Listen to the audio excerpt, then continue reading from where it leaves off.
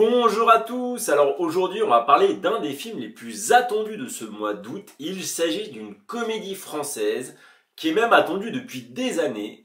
Et je veux parler bien entendu de OSS 117, troisième du nom, Alerte rouge en Afrique noire.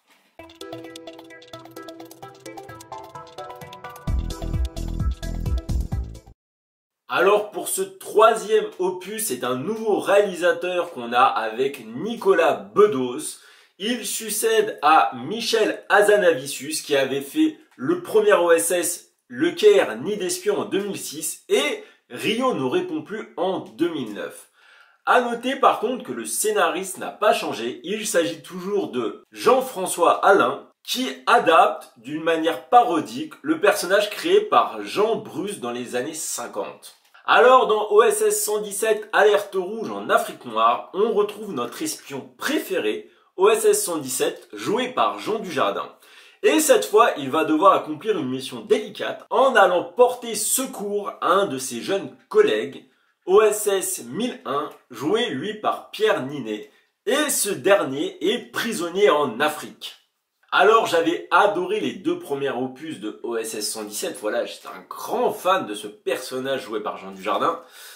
Et bah forcément, cette suite, ce troisième opus de la trilogie, je l'attendais beaucoup. Et malheureusement, j'ai été un peu, même beaucoup déçu. Alors certes, la comédie n'est pas mal, mais elle est tellement en dessous de ses prédécesseurs que forcément, ça coince un peu.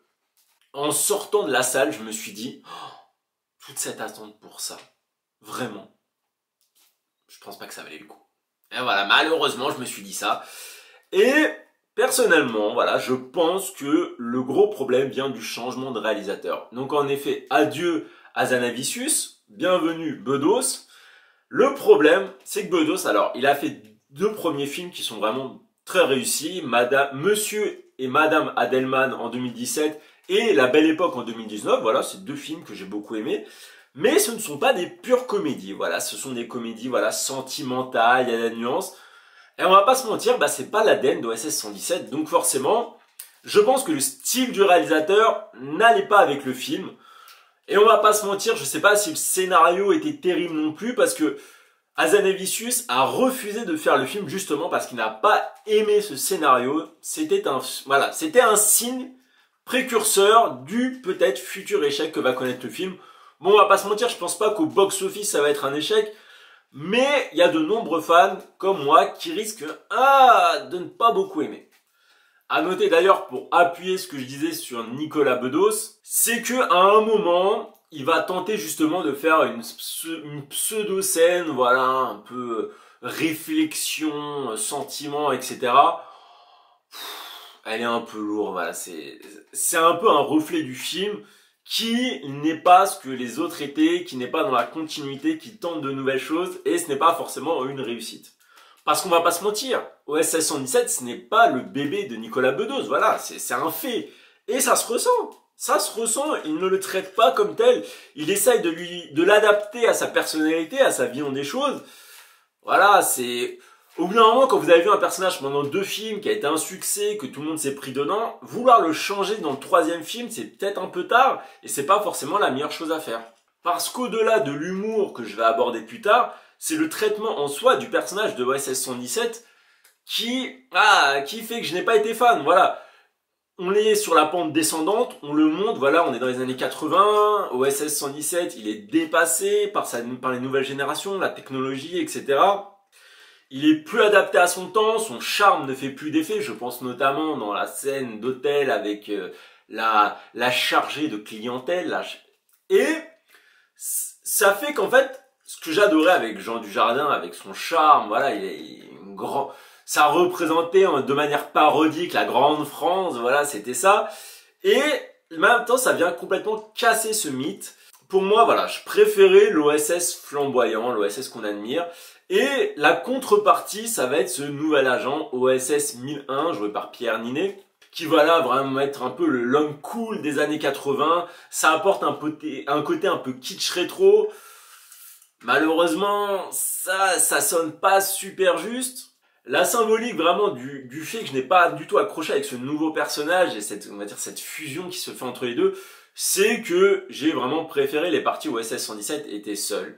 Car pour moi, la mayonnaise entre les deux ne passe pas. Alors certes, Jean Dujardin, il est toujours excellent dans ce rôle, même si c'est vrai que le côté un peu vieillissant ne lui va pas forcément. Mais on voit quand même qu'il arrive à garder de sa splendeur, à garder voilà quand même la tête haute. Et ça, j'apprécie. Il a toujours ses petites remarques, ses petits trucs. Il vit son personnage, c'est le troisième film où il est dedans. Voilà, pas de problème. Pierre Ninet, je l'aime beaucoup en tant qu'acteur, il met beaucoup d'énergie dans son rôle. Mais voilà, le personnage, j'ai pas accroché, donc forcément, il m'a pas vraiment fait rire. Et je ne sais même pas s'il y a un seul moment du film, Pierre Ninet a réussi à me faire rire. Et voilà, c'est un peu toute la symbolique de cette comédie. La mayonnaise entre eux ne prend pas. Par moment, je me dis même que le côté, voilà, passage de génération aurait dû être assumé à 200%. De voir Jean Dujardin juste au début du film, passation de relais à Pierre Ninet, qui part tout seul en Afrique, qui se fait son truc. Ça se trouve, le résultat aurait été meilleur parce que Nicolas Bedos aurait façonné le personnage comme il voulait. Nous, on aurait eu notre transition, on aurait été content, on aurait peut-être abordé un nouveau style d'humour. Ça aurait peut-être pas marché. Mais en tout cas, ça aurait tenté un truc quand même un peu plus cohérent avec ce qui nous est proposé aujourd'hui. Car oui, le gros problème vient du côté humoristique du film qui n'est pas au niveau de ce qu'on nous a proposé auparavant. La raison est simple, en tout cas pour moi, c'est que du moment où Jean Dujardin ou SS-117 va en Afrique, il se met sur la position défensive. Et voilà, il n'assume plus ses côtés comme avant. Voilà, quand il était allé au Caire, quand il était allé à Rio, il en avait mais rien à foutre de ce qu'il y avait autour de lui. Mais c'était hallucinant. Il était lui-même, il avait sa petite personne, et vous étiez content, vous étiez pas content, c'était pareil. Alors que là, et voilà, on a l'impression qu'il fait attention à ce qu'il dit, il fait, voilà, il ne veut pas froisser, et moi personnellement, bah, ça m'a fait un peu chier quand même ce côté. Parce qu'on a beau dire, le fait qu'à chaque fois il essaye de se reprendre, etc., ça casse la dynamique de la blague, et ça fait des coupures, c'est gênant, c'est lourd. Le seul moment que j'ai vraiment adoré, il y a deux gros moments que j'ai adoré, c'est le début dans le bureau où il se lâche totalement. Et à un moment, il est dans un village où là aussi, il fait son monologue, voilà, où il s'empêtre dans son truc, comme on connaît, comme on aime.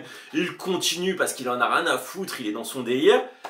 Et là, voilà, j'étais mort de rire. Et il y a que 2 instants dans le film qui m'ont vraiment marqué. C'est fou. Et encore qui m'ont marqué, ça se trouve, je les oublierai dans quelques jours. Donc voilà, on peut dire que cette comédie n'ose pas, cette comédie ne se lâche pas. Et je pense que le problème vient en fait que de Nicolas Bedos.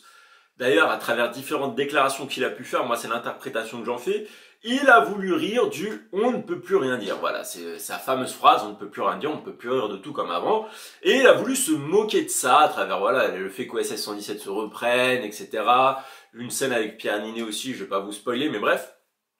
Nicolas Bedos veut jouer de ça, et je trouve qu'il tombe dans son propre piège, parce qu'à force de vouloir rire de ça, il devient lourd, il casse complètement le rythme de son film, et il détruit l'essence du personnage. Et forcément, on est dans une comédie, donc le fait que les blagues ne prennent pas très bien, ça fait que le rythme va être très saccadé, on va pas toujours rire, on va rire par séquence, c'est pas très agréable, en plus... Voilà, l'histoire elle est pas folle. Avant, dans les anciens, ça se ressentait peut-être pas parce qu'on rigolait beaucoup. Là, personnellement, n'ayant pas énormément rigolé, je l'ai beaucoup ressenti. Il y a vraiment des passages où je m'ennuyais. Je vous cache pas. Et ça m'a déçu de me dire, des limites, regarder l'heure en me disant, putain, mais dans combien de temps il finit le film? Alors qu'on est dans OSS, quoi. Alors certes, il y a quelques passages vraiment très drôles qui fait que je vais pas dire que le film est mauvais, il est pas mal. Mais c'est pas au niveau que j'attendais. Mais c'est sûr et certain, c'est pas le niveau que j'attendais. Honnêtement, j'ai essayé de me mettre dedans. J'ai essayé, j'ai voulu. Voilà, il y a Veni Vidi Vici, mais là c'était pas Vici, hein. C'était voilà, c'était juste moi. Pourquoi pas. S'il y a un 4, c'est vraiment trop. Je sais pas, je pense vu comment c'est tourné, ça m'étonnerait vraiment qu'ils osent faire un 4 derrière ça. Ça m'étonnerait, mais bon ouais. Il y a pas vraiment de limite dans le cinéma tant que ça génère de l'argent, donc bon. Je ne me garderai d'être définitif dans mon dire. Sur ce, bah, je vous dis à une prochaine critique, et voilà, n'hésitez pas à liker, vous abonner, partager, faites-vous plaisir. Sur ce, ciao!